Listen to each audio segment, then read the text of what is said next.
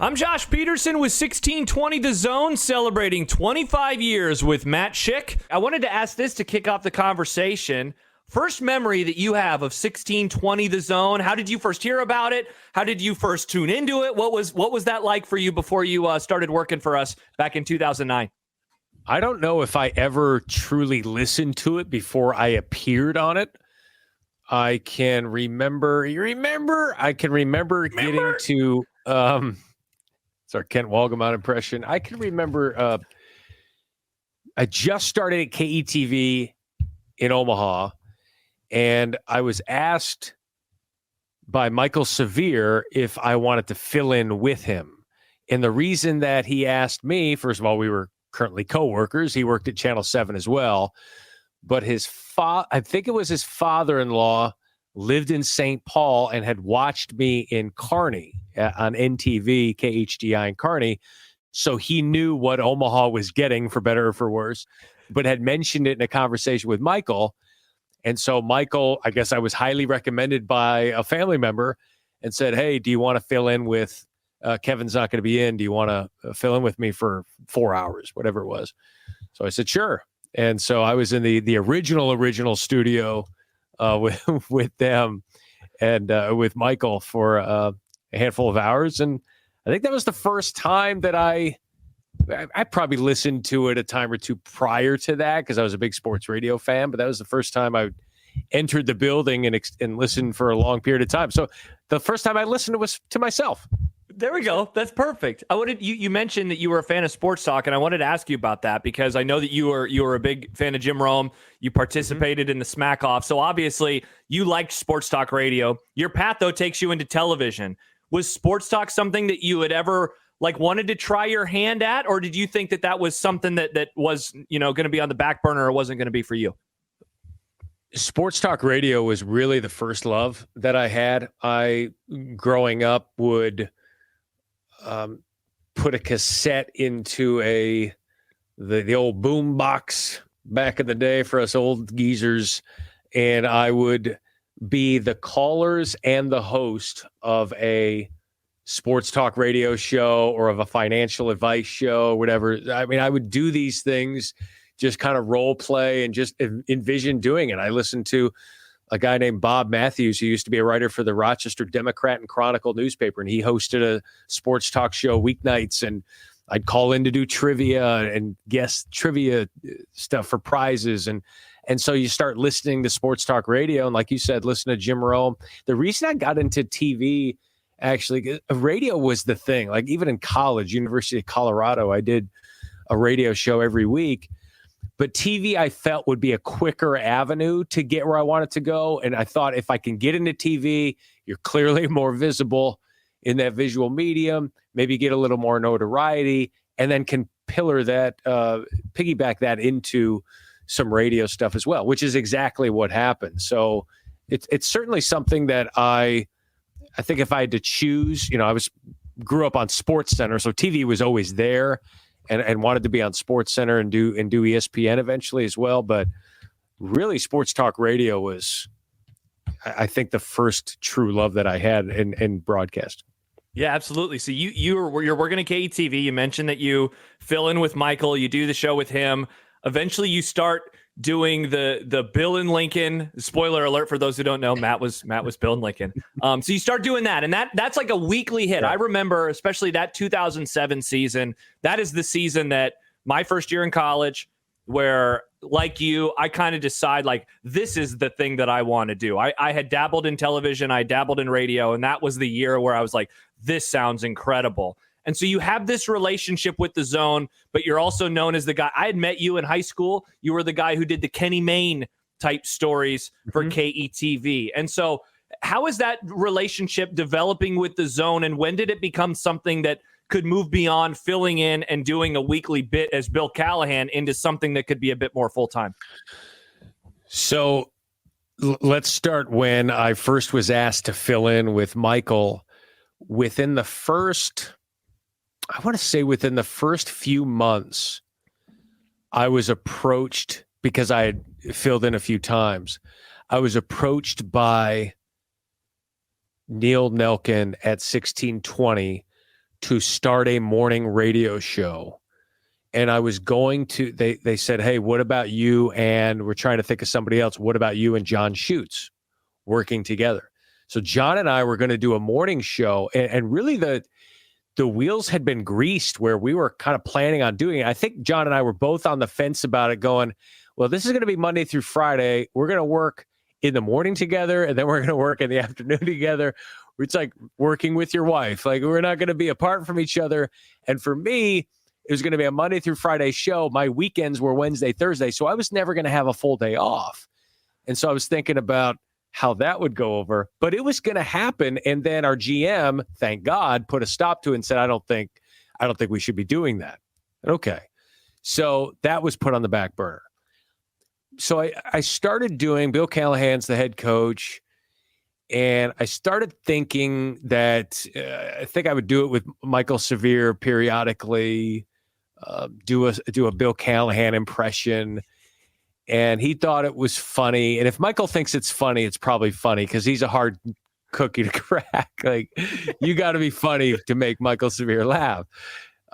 And so I can't remember the exact conversations, but saying, hey, why don't you call in as Bill Callahan when Kevin's hosting? We'll see if he likes it.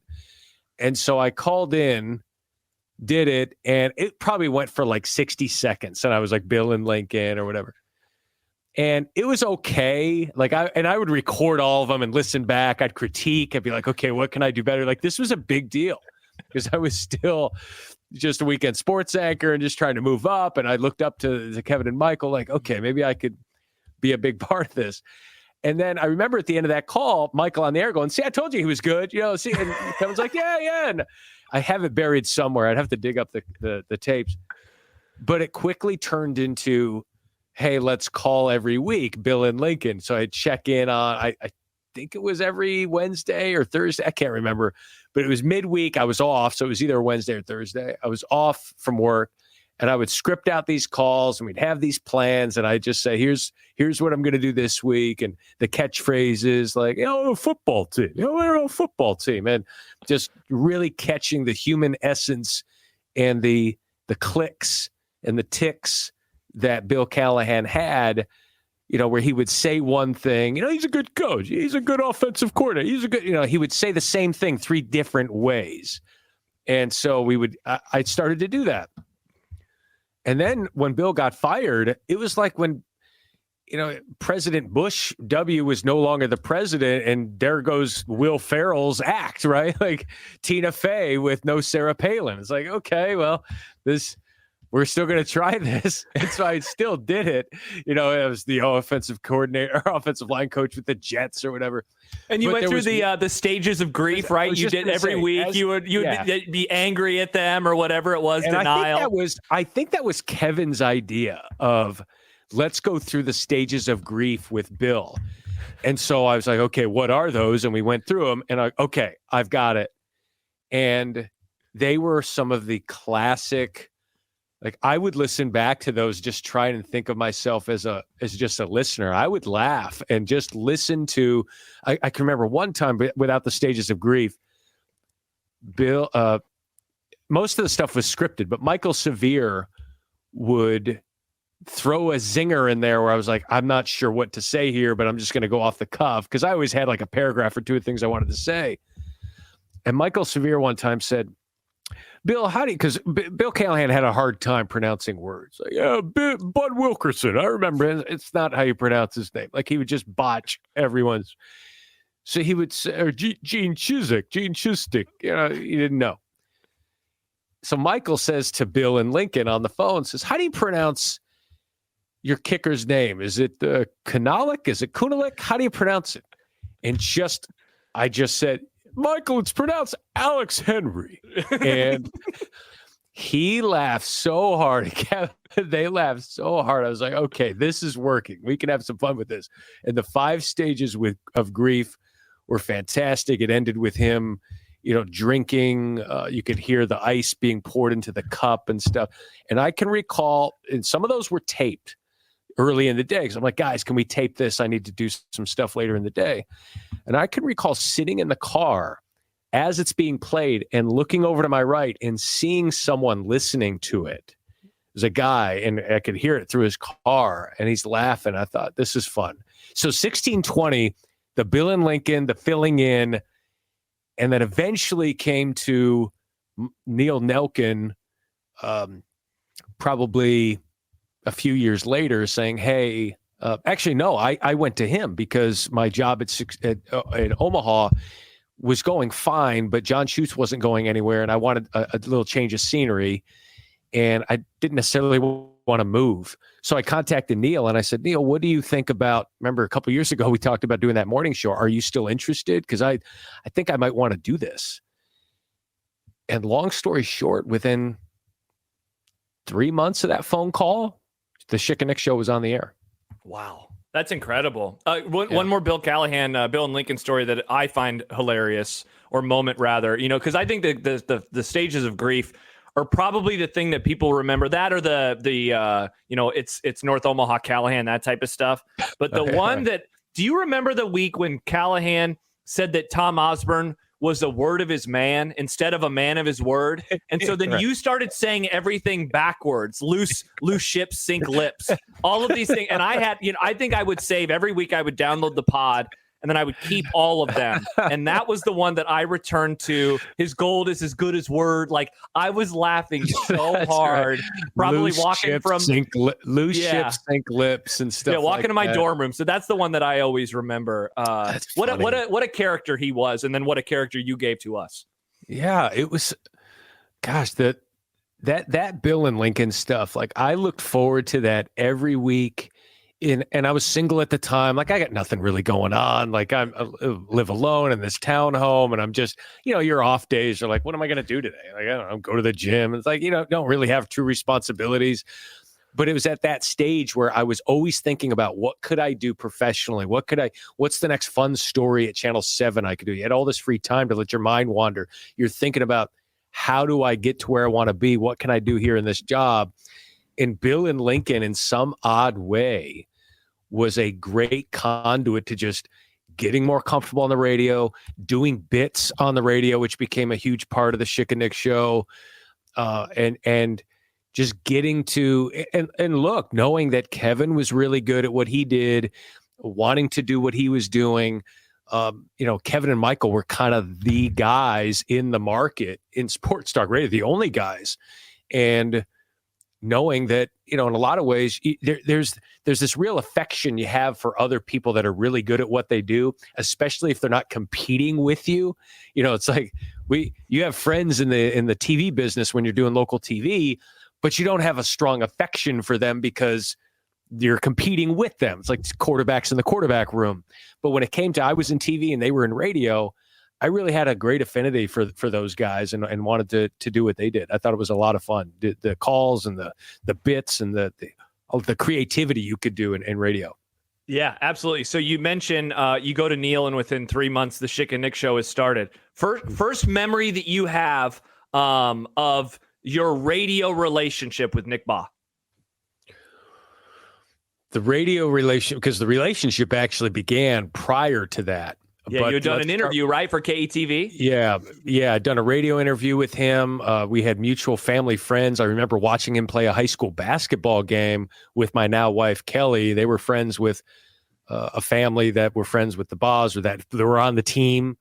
Their sons were on the team, or their son was on the team. So we watched the game. And but yeah, I kind of got word that Nick would be good to do a story with KTV. I think Rob Anderson might have been a conduit to that. So did a fun story with him about how he was the MVP for Creighton during his redshirt year, because, when he played, they didn't win, which was 0-0.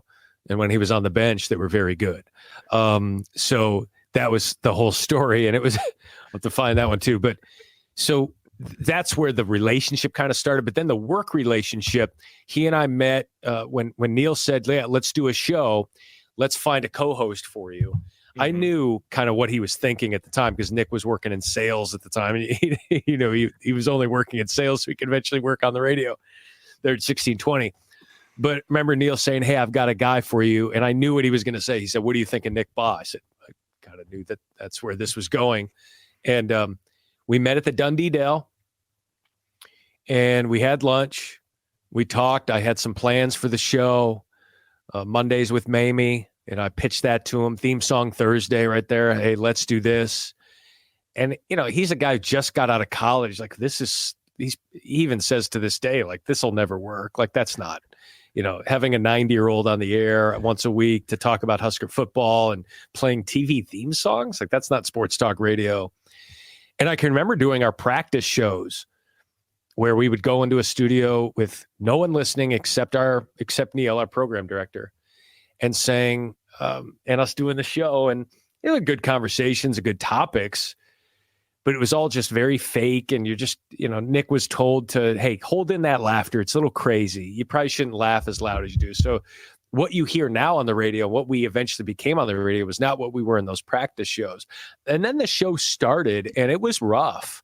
It was really rough because I can remember even talking to Kevin going, I don't know if this is going to work. Like, even saying about Nick, like, Nick and I are fine, but I don't know if he knows how to interject or fill the time, right? Or and he didn't, because he was new. He'd never done it before. I had actually hosted a radio show before in Kearney, Nebraska. And in college. So I was kind of trained in this. He was good, but he didn't know how to do it yet. So you just knew it would take reps. And within a few months, we got it going. But the first couple of months was a grind, like any new job and any new relationship. Like, how much longer are we going to be able to do this? Because I kind of put all my eggs in the basket with it, and I pseudo left KETV at that time, but I was ready to do it, and eventually it worked out. But it was a rough for the first probably 6 weeks or so, and then we really hit our stride. Is there a moment where you, speaking of hitting your stride, where you look back on it and you're like, that's when I realized we might have something different, and we're either finding ourselves or this is something that can work long term? As we were preparing to do the show, we decided to do a parody song for the season. And it was a take on a Saturday Night Live song that we cleaned up. And the song was called Whiz in My Pants. And it's online. You can find it. I did not put the video together. Don't hold that against me. But the song was so as we're doing these practice shows and as we're actually hosting the show, we are working on this song. We're not even getting ready for our show. We're producing this song to debut for the Friday before the first Husker game. So I think we had 2 full weeks of the show before we did that song and before we debuted it, 2 or 3. But we knew we had this thing. We just got to get to that Friday, and we play this song, and I think it's going to be good. And we played it that Friday, and the response was phenomenal to the song. There weren't a lot of folks doing parody songs, especially locally. I don't think Kevin and Michael were big on doing songs and singing and things like that. They did bits, but the parody song was a little bit different. And when we did that and got the reaction to it, I felt like, okay, I think we've got it.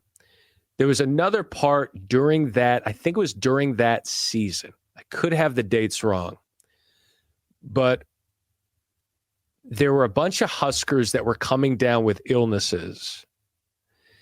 And it was Roy Halou and Niles Paul. And I don't know if they were all getting sick, but at least a few of them were.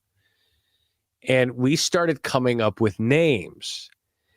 And we said, Indomitian Flu, Roy Heflu. And we'd come up with other, and then someone emailed in and played along and said, and I laughed really loud. I can remember it. And I said, West Niles Paul. And then people start playing along and you go, I can remember in that show going, this is what I want this show to be. You're talking about sports, but you're laughing about stupid things. That because sports are supposed to be fun, it's just a game. Let's get dumb a little bit and let's have some fun and some dumb fun and silly, stupid fun with these teams and with these kind of like what I did at KTV. And so I remember when we did that show, and I'm just belly laughing at some of the contributions, let alone what we're thinking of, what listeners are thinking of. Like, if we're all in this together, this could be a really good time and a fun little following. And that's eventually developed from there. Did you ever doubt yourself or doubt the show then? Because I know one of the criticisms was like, these guys are too stupid. These guys are too silly. The afternoon show is way better. Basically, They still say that about John and I show. I miss the old show. Hey, me too. I miss listening to Kevin and Michael as well. Don't to tell me. So, like, did you ever have any self-doubt, though, as you're catching this criticism and hearing, no, the other show is better. Why are you guys so immature? A little bit. I don't know if it was self-doubt.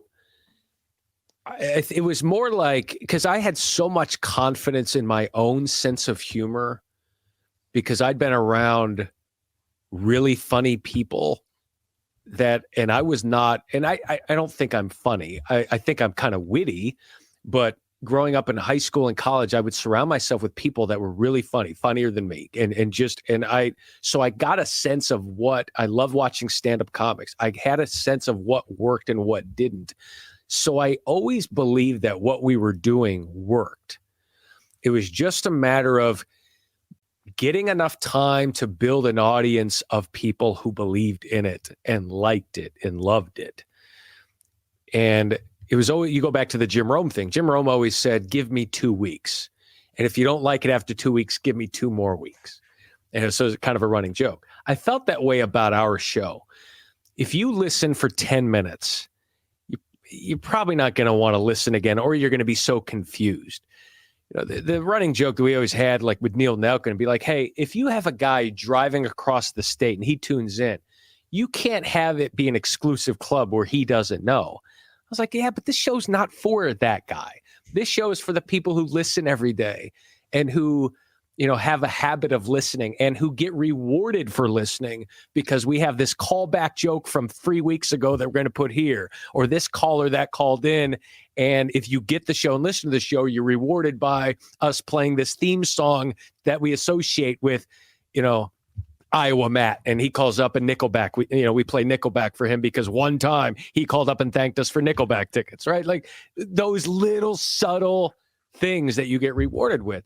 So I think Nick and I knew that it was working, but there's no question that when you have Kevin and Michael, who are really talented, the show's been around for a while, there did at some point, I think Kevin and Michael would attest to this, there was at some point, there was healthy competition, and then there was some instances where it almost felt like we were butting heads and competing. It's almost like two quarterbacks that are trying to get the same snaps, but you're playing in different time slots. You're playing on different teams. It's the same team, but JV, varsity, whatever it is. You're just trying to get reps and do it.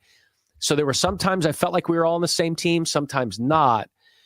But at the same time, I felt like it was great that they were so good, because it allowed us to be, a lead-in, or at least be in a different day part, a different show where we weren't really competing with them.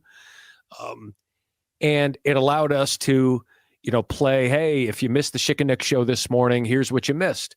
And we would have a promo or two that would air during their show. So it was a good symbiotic relationship. Like any working relationship, you have your ups and you have your downs. I think it's good to have a healthy, not paranoia, but a healthy competition of, like, if their show wasn't any good, our show wouldn't have been as good. And I'd like to think that our show made their show better, because it forces you to not rest on your laurels, not be content. Like, we gotta press ourselves. Now we have to push ourselves. Oh, they've got that guest. Now we need to get this guest. It all helped. It was all healthy. I think all of our relationships have gotten better since our shows, left the same building, but it was really good at the time and very competitive. And I'd like to think a very healthy competition at the time. But to answer your question in a long political way, I don't think I ever doubted that it would work. I doubted if we'd get enough time to make it work. But I will say, Rhonda, who was the GM at the time, I never doubted she would let it. She would end it. Like this, she believed in it. She hired us The biggest doubt came when there was management changes, and that's eventually when the show did end. And that's the only thing you can't control. But outside of that, I was pretty confident in the show. Yeah, I wanted to ask you about that. We can get to that in a little bit. I did want to discuss the drops, though. A few moments ago, you talked about the creativity of the show, and some, if a listener is tuning in, it's for that person who is going to keep coming back day after day after day. I think a lot of people, when they think of your show, they think of the drops. They think of all of the goofy things that you did. Was that something you knew was going to happen going into doing this show, or was that one of those organic things as you? And we haven't even mentioned Shane Schillerberg, who was your producer. As that relationship is developing, how did that become something that they did it on Sportsmanlike Conduct, but it was certainly used in a different way on the Schick and Nick show? They did. They incorporated drops, the audio clips, little snippets to kind of complement what they were saying, or just for funs and kicks and giggles. They did that. I want to say that Shane was their producer for a while, and then filled in. And then when I knew we were getting him, even Kevin said, "Hey, Shane's going to produce for you. He loves drops." And that was one of the first things he said on the selling point. And I knew I wanted that. So I was like, this is perfect, because you have to have buy-in from everybody. And you've got to have someone who's running a board who understands, hey, I can play this, play that. It kind of changed too when I learned that I could play drops from my side as well. So I had a screen where sometimes Shane and I are fighting over it. I can see the cursor moving. It's like an IT guy dialing in your computer and you're fiddling around with it. And so I had the ability to do that. Bo Pelini's the head coach, and after a weekend, I would find the post-game comments. I would cut them up on my computer, my work computer. There was 1620. I would cut up highlights from the show, post-game comments. I mean, Shane had a love-hate relationship with me because I did not know how to enter this stuff put it into the system, as we said. Can you put this into the system? Sunday night, early Monday morning, he'd come into work Monday morning, and he'd have like 40 things that he's got to put in. Because you're not just playing it from the computer, you're putting it into the computer. And so there were so many things that he had to do for us for our show to work, and it put him to work. He had two things: put in the drops and eat your ramen. And those were the big things that he was responsible for. No, but he had a lot of buy-in. He was a lot of fun. And the beauty of it too with him is he didn't want to be on the air. When your producer doesn't want to be on the air, but wants to be a really good background voice and put in drops, you've got the makings of something really good. And Shane was excellent, but it kind of morphed into that as it went on. It's like Bill Callahan with his wow, comment that he made after they beat Kansas at home. And I remember working at Channel 7 going, if I ever have a radio show, that's a really fun drop. And I think I even used it in Kearney because that's when he had said it. And I brought that over to 1620. Bill Callahan's wow, we need to play that. And then that turned into Bo Pelini's, all of the things that he would say, and clip those and play those. And so, you realize you don't need to have a guest to have another voice. And radio allows you to explore the space a lot. And those drops were a big part of it. For sure. You just mentioned some of the characters of the local sports scene at the time. A couple of years ago, I remember talking about with Dirk Chatelain, who was a regular guest on your show, after Scott Frost was fired, talking to him like, I don't know if I am going to be as good in the post-Frost era because I felt like. Hold on, let me move some of these clothes. Oh, we're only a half hour in. We're only a half hour in as Matt adjusts his room. I guess I could have noticed that, a half hour ago, but I didn't even see it. So it's all fun. But I felt like I was pretty good for the Frost era, and I always wondered how will I do afterwards? And I think I'm doing fine. Everything is okay. But I use that as a way to ask you, you had a ridiculously fun era of Husker football where they're winning, but they're not winning conference championships. There's like the Red Out Around the World game. Creighton is on the upswing, and your partner is the analyst for them at the time on our competing station, which is hilarious still to this day.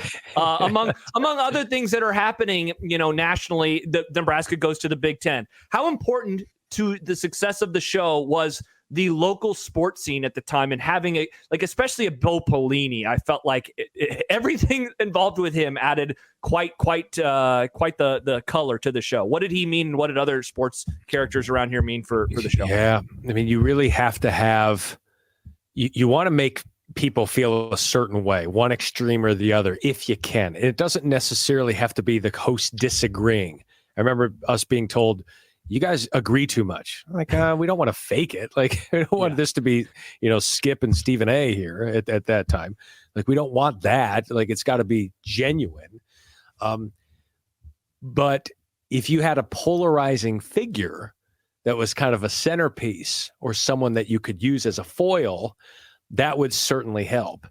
Bo Pelini became that. I do not believe our show would have been as fun, as energetic, as interesting if Mike Riley was the head coach, right? Like, Bo Pelini was, say what you want. He gave you something every week, whether it was on the sidelines or at the podium, whether it was after the game or on the Tuesday news conference. He gave you something all the time. And whether it was his laugh or the way that he talked down to people or his shortness, or you could tell, oh, is Bo mad today? How's Bo today? How's he today? It's like going into the boss's office. How is he? Like, don't go in there. That's how it was with Bo. And so he was a gift to the show. The BCS, that's why they make that call. October 4th, September 4th. October 4th, September 4th with JJ. I'm done with you. Let's get to somebody who has a question that's worth answering. Like, his war with Dirk Chatelain was our gift. And we used that. Some of the great things we talked about had nothing to do with X's and O's and stuff. Like, in sports talk radio, you want something to talk about that can involve everyone and create a big tent. And nothing does that more than a polarizing personality, whether it's in the political realm, which we see, or in the coaching realm. Someone that creates a reaction can be really powerful TV. It increases ratings, whether it's TV or radio. And I think that was a big help for us. Like you said, Nebraska was at the point where they were winning a lot. And in retrospect, now it feels like they won a ton. But at the time, coming on the heels of what they had won previously, they were winning games, but it wasn't enough. Like, it never felt great. It felt good enough, but not great enough to write home about. And you're winning enough to not get fired, but not winning enough to matter. But it always mattered locally, and it was a great era to be a part of it. So that, combined with the Creighton and Nick's connections there with Dana and having him on, which wasn't terribly exciting, but then eventually that turns into Greg McDermott, the move from the Big 12 to the Big 10. Like, there was a lot happening in that community.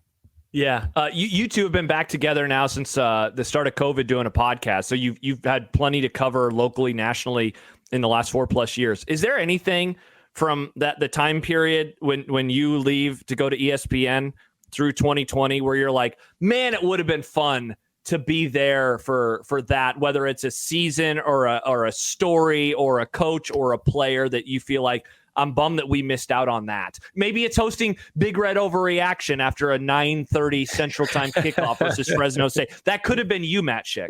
Yeah, there were some times where I would see some promos for this show, or what are you guys doing now? Big Red Overreaction? Like, we would have been asked to do that. I enjoyed my Saturdays off. No, thank you.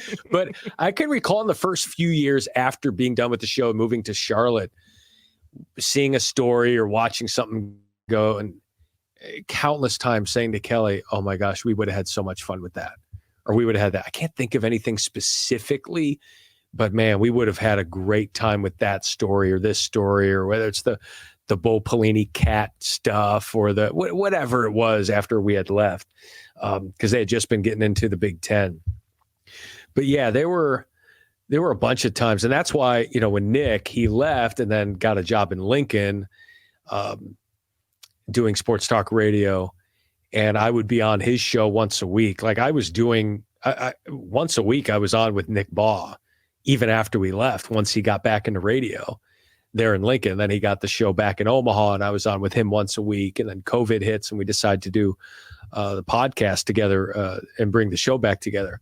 So there was never like this clean break.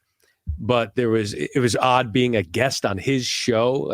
But there were a lot of times where I felt like he and I could have done a lot. And there are still times that your mind starts to wonder, I wonder what the show would look like, be like, what time slot we'd be in. Like, what would the show be like if we had continued after the 3 years? The other part of it is, and again, you hear the Seinfeld comparisons a lot. Seinfeld says he didn't want to go on anymore because eventually you stay too long and it loses its luster. I think that probably would have, there's something special about the fact that our show only lasted 3 years, as bitter as I was when it ended. Yeah, and I wanted to hit on that now because the show lasts 3 years.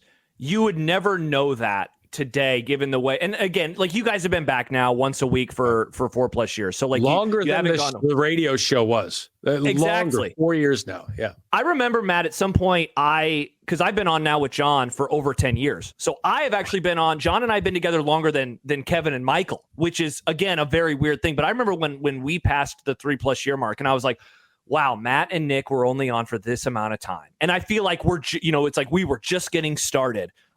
Your show is viewed and has been viewed since that day. I still remember, I don't know if you told the story publicly, so I don't want to step on any toes, but you had that stack of paper and you went upstairs with it from hearing from listeners. The end of the show was incredibly hard. I know as a P1 for your show, I loved your show.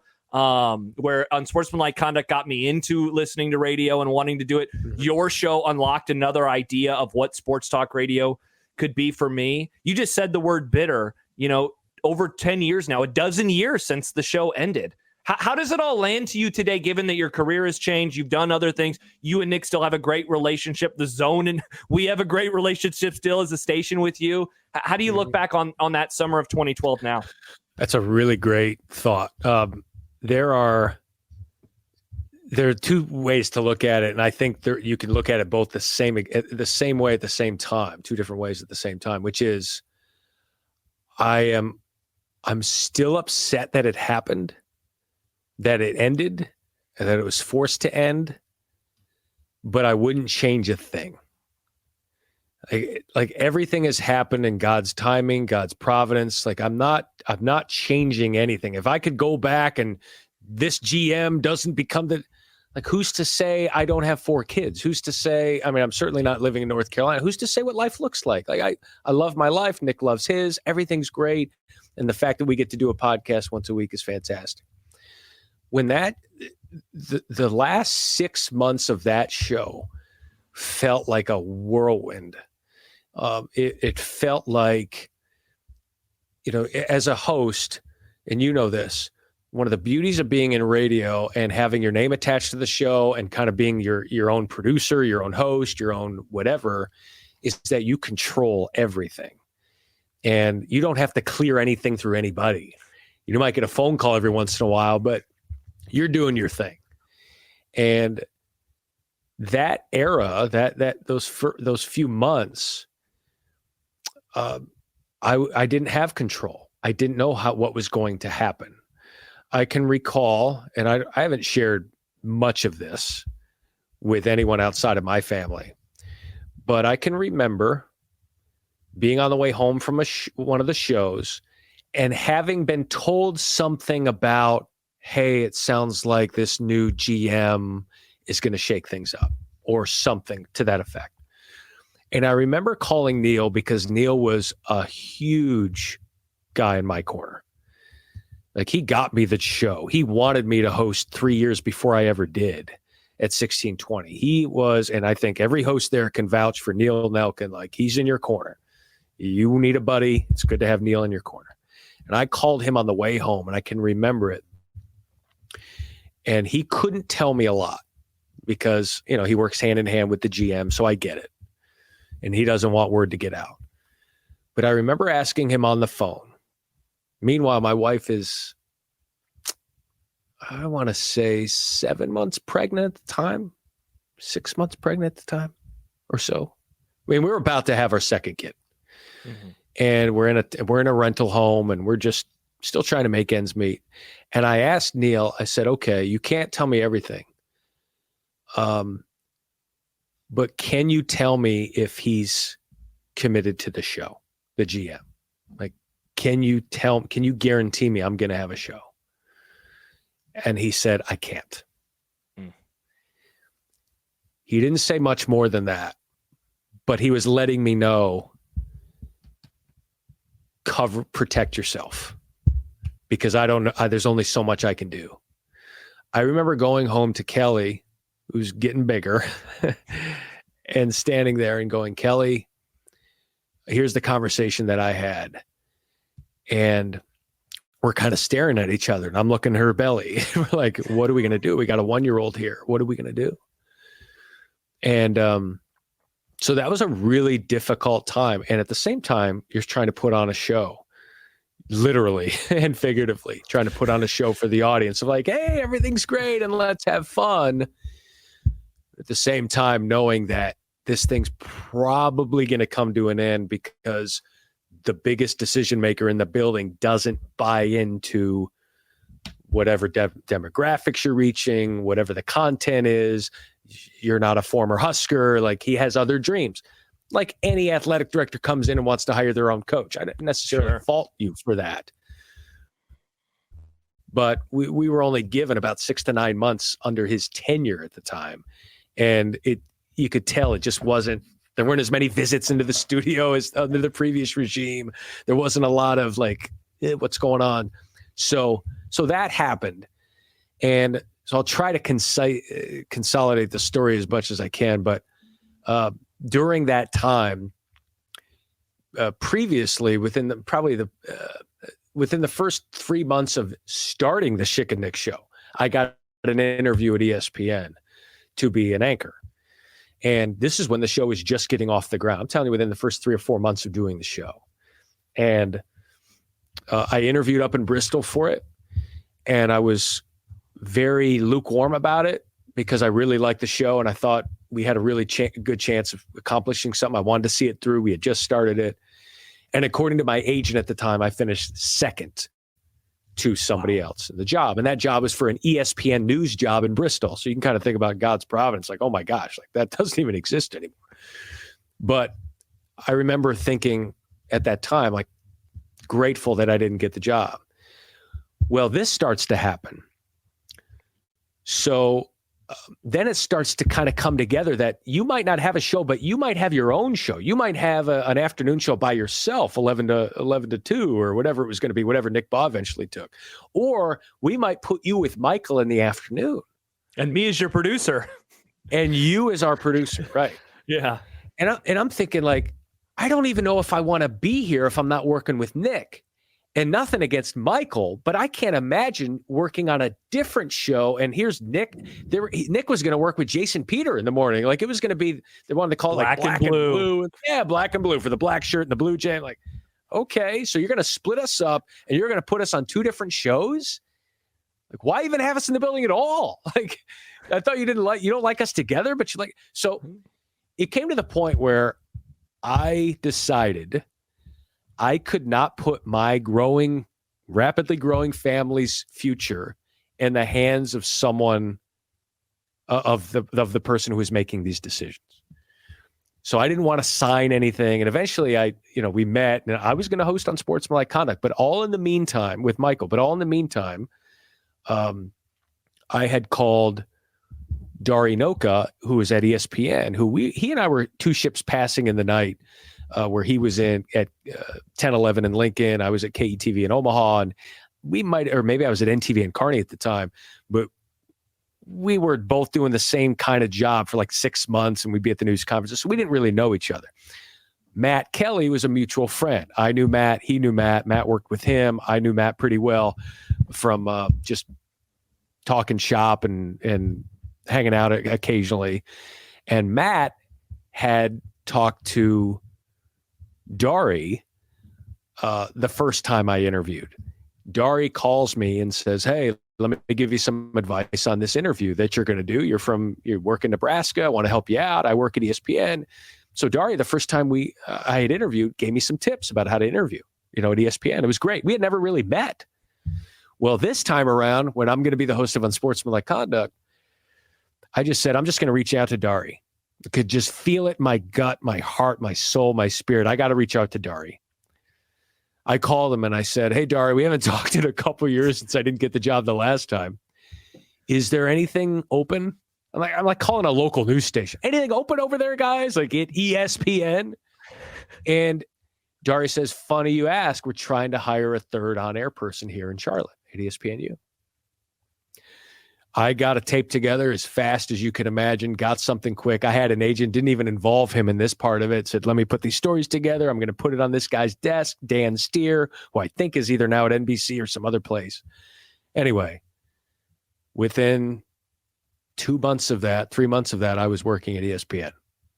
So you think about all of these things that happened and happened so quickly and during that time. And, I had to lie about my whereabouts at 1620 to do a running joke with you, like Aunt Betty died. I didn't even say Aunt Betty. I think I just said. I think we turned it into Aunt Betty. Yeah. It was like a family emergency or something. But I had to quickly get to Bristol, Connecticut for an interview, and there were a lot of planes, trains, and automobiles to make that thing work. My flight out of Omaha I knew if I didn't get in before July 4th, it was going to be another 10 days, and I couldn't put 1620 off. And flights delayed out of Omaha, had to speed to Des Moines, flew out of Des Moines. I fly into New York City or wherever it was, Newark.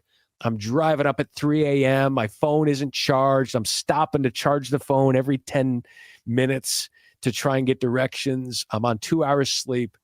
I go into ESPN, I interview, and I say, you won't believe what I've been through the last 24 hours to get here. I want this job, and I eventually got it. But it was those 3 to 6 months were really hard, and certainly there's forgiveness, but you don't forget. And it was one of those things that I think we were robbed of the next stage of the show, but I think we've been blessed with that next stage over the last 4 years here with the podcast.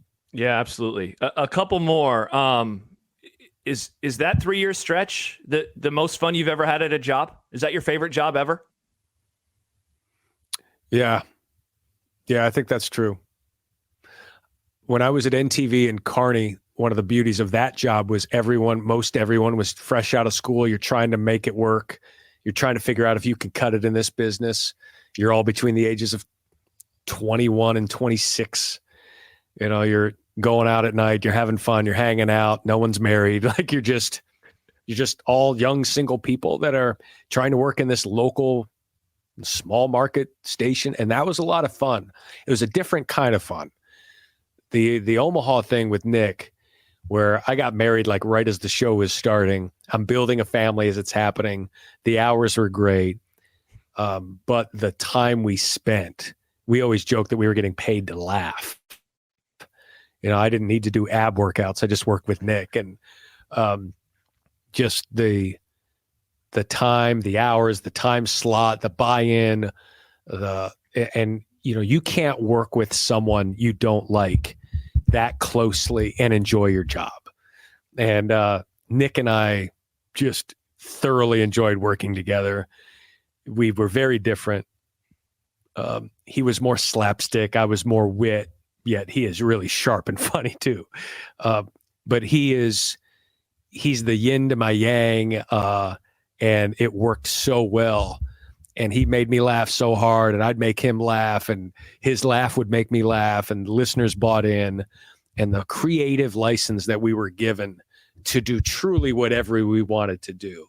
And we did it for 3 years without compromising our values, without offending most people, without making my wife go, oh, I can't listen to that. Like we really, at the end of that, held our heads high going, we done good. We had a great time.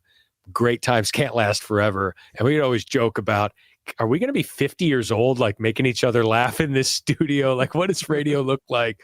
But if they had never told us to stop, we would still be going. It took someone telling us, we don't want you doing this show anymore, for us to stop. Because I never would have voluntarily said, get me out of here. I'm done with this. So blessings come in odd ways, if you want to look at the way our show ended. But it was unquestionably the most enjoyable working environment that I had because I got to work with a really funny guy. Yeah. Last one. You were at Yep. the Zone at quite the time, right? Where like, look at where you are today. ESPN, Sirius XM, the Schick and Nick podcast. Nick Baugh, calling games, right? Doing exactly what he has always wanted to do. Kevin Kugler doing stuff with the NFL on Fox. Michael has expanded his role in the media ecosphere around here in a way that I wonder if he ever saw coming for him, hosting Big Red Wrap Up and more like that. I mean, that is some pretty heavy hitters locally and nationally from this station with this bad signal on the extended AM band. You get in an old car and you still can't even listen to 1620. Coincidence of the period of time, or was there something about like this station, Neil Nelkin, who you have mentioned by name multiple times in this interview?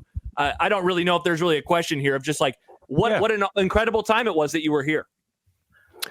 Yeah, dogs are barking in the background. Not sure if you can hear. They're very excited about this this question that you've given me.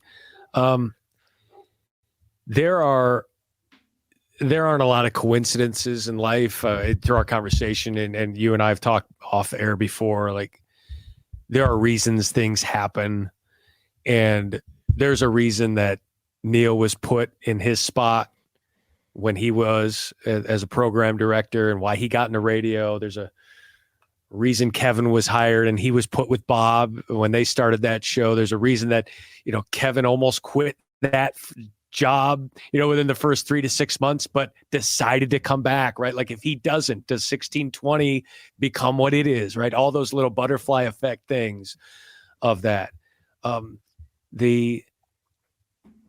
Kevin leaving to do play-by-play, the domino effect of that as well of, now we're going to put Matt with Michael in the afternoon and all this stuff. And so there are a lot of things that led to everywhere that we are, but without 1620, there's no chance that we're anywhere close to where we are. I think that we were all, it was I don't want this to sound like 1620's never been the same since, but those 3 years when all four of us were working in the building together were really kind of glory years that you don't really appreciate when you're there, but then you look back and you go, man, look at who we had in this building. Yeah.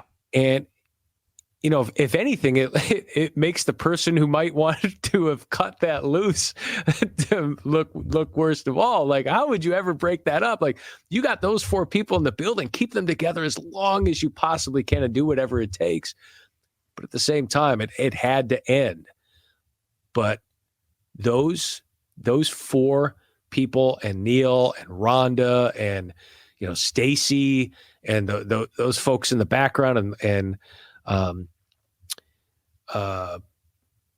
just those Shane, Lacey, like those people that were instrumental in the background as well. And we can't forget about the people that were really running the board and doing it's one thing to be on TV, it's another to have camera operators and directors and producers, and we had that there as well. But I don't think there's any mistake that we were all there at that time, and I think we all had a drive to be really good.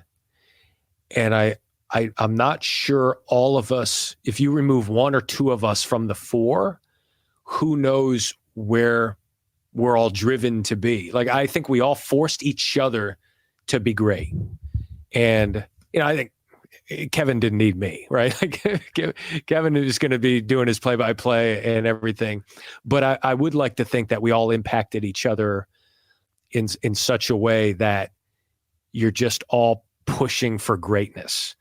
You got 4 people on it's like a basketball team where you're all pushing for playing time. You're all trying to be great. You're all putting in the hours. There's only one ball. There's only one microphone. Thankfully, at 1620, there were 4, and we all got to be on one, and we all got to feed off each other, and there was enough internal support to make it good. So certainly not a mistake that it happened, but I would like to think that we all are the reasons that we're all in some small part that we all are where we are today. And it's awesome to see the four of us doing our stuff and living out our dreams. Yeah, I couldn't agree more, and certainly helped shape the broadcaster that I've become as well in the last decade plus. Matt Schick hosted the Schick and Nick show from 2009 to 2012, now with ESPN, SiriusXM, and the Schick and Nick podcast still rolling on. 5-year anniversary of that next, April? Was it the second month of COVID? The first next April? I think that's about right. I mean, you're a P1. You probably know better than I do. I was so excited. I remember I texted my brother. I said, "Do you see Schick and Nick is back?" And here I am, however many episodes later. There are still people who will tweet and go, "Gosh, I missed your show." You're like, we're doing a podcast, and then you see it reflected in the podcast numbers. Oh, there's another one. There's another one. He just downloaded every episode. Thanks for juicing our numbers for a week. Started episode 1. There's nothing time stamped about any of the things that we do. You'll be fine. Yeah. Hey, wait till you get to the Michael Jordan documentary. You're going to enjoy the Last Dance pizza conversation. It's going to be great. COVID was great. You'll love it. You hated COVID, but you'll love the podcast that came out of it. Matt, thanks so much for joining us today. What a wonderful conversation. Always great catching up with you.